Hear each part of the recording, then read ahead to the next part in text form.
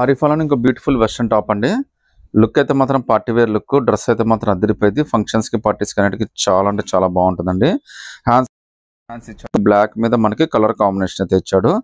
M2 XXL దాకా అన్ని sizes ఉన్నాయండి. జస్ట్ మీకు 550, అది కూడా ఫ్రీ షిప్పింగ్ అయితే వచ్చేస్తుంది. జస్ట్ షోల్డర్ దగ్గర అయితే చూడండి ఎంత బ్యూటిఫుల్ డిజైన్.